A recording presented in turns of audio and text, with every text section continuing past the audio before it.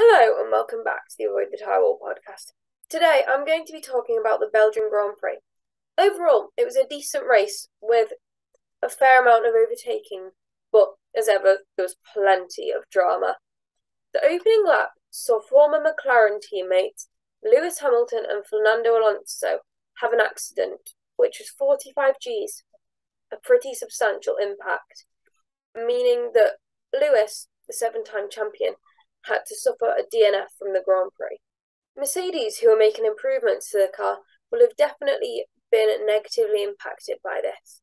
It will have cost them points in the Constructors' Championships, which overall means that they are not going to have as much money to put forward for their car for next year, which could be a big development, a big hindrance in the development of the 2023 car.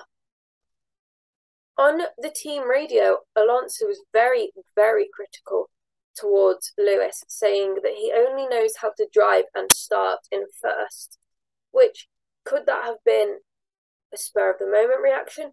Could it have been a reaction that was formed, or a reaction or an opinion that was formed from the pair's McLaren days when they had quite the rivalry, with Alonso being a two-time champion and Hamilton being a rookie, but in title contention?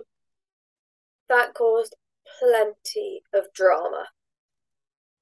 But Fernando has since apologised for his harsh words, and Lewis has admitted that the crash was his fault. Obviously, you've got things like adrenaline pumping through your blood, and you just want to focus on your own race. But is there a way to go about things where you don't just completely slander other drivers? Nicholas Latifi spun, and subsequently Valtteri Bottas, the birthday boy, got hit when he had to take on avoiding action, and he had a really unfortunate and gravelly end to his race. One of the Channel 4 commentators said that most of the gravel tracks at Spa are shallow enough so the car can drive out of it.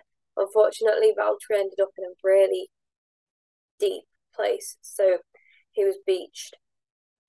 Max Verstappen absolutely stormed through the field, getting up to P8 on the first lap. And when he took the lead, he didn't just take it, he ran with it and built up a huge gap.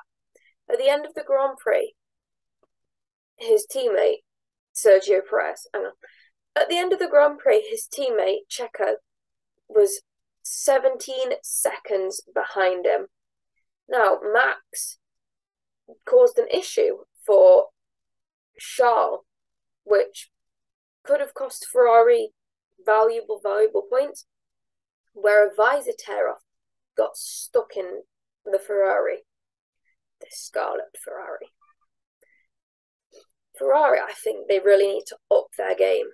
At the start of the season, we thought Leclerc could give us a dominant Schumacher-esque season, but despite the Monegasque being an incredible driver, the team have been lacking at the essential part of winning, working as a team, and they really, really messed up the strategy again.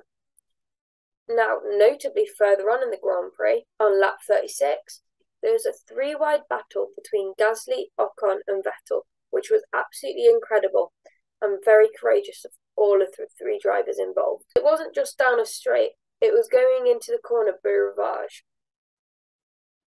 For me, a driver that really showed his talent was Pierre Gasly.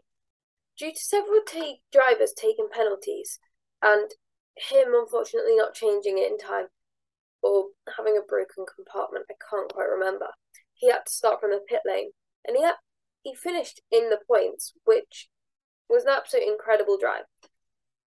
Other drivers who I'm quite impressed scored points: Sebastian Vettel, the four-time champion, really, really showing his talent, and Alexander Albon.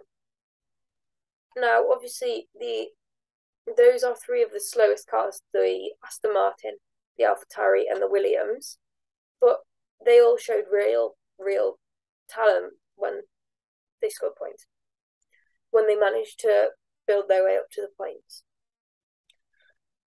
Esteban Ocon is someone that we should take note of because his performance was amazing, and the fact that one of the Sky commentators said that he overtook 2 cars going into 2 different corners twice in the Grand Prix, which that is a very, very clever move, and it was clearly well thought out by Esteban.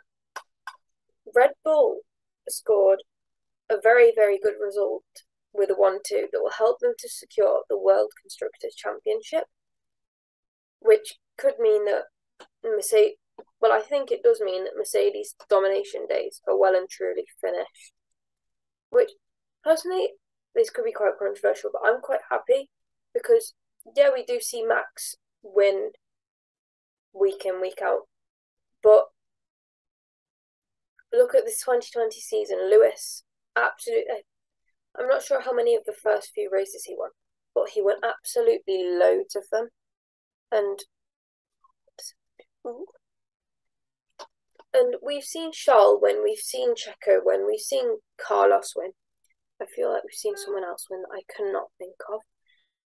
But the fact that we are having these Red Bull Ferrari battles shows that we're moving forward from this specific domination. Max got driver of the day, and he very, very much deserved it.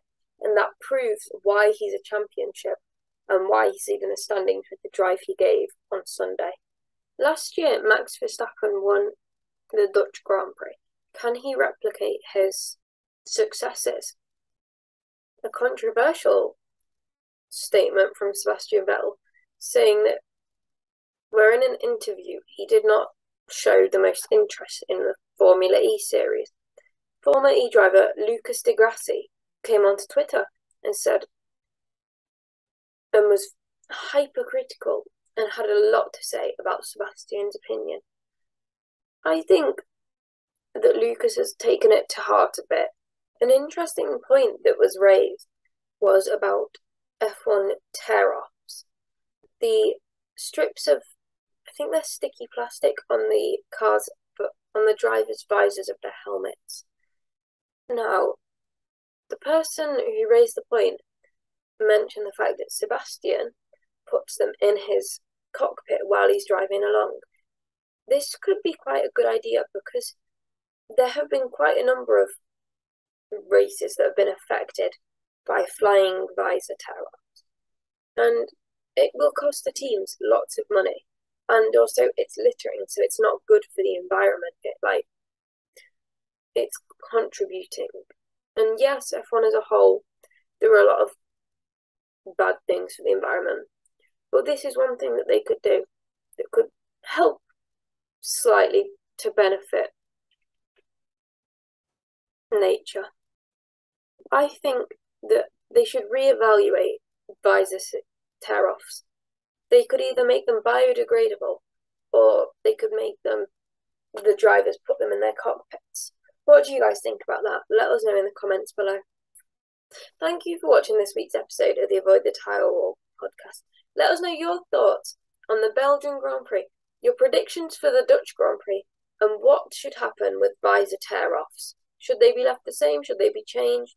We want to know your thoughts and opinions. Bye!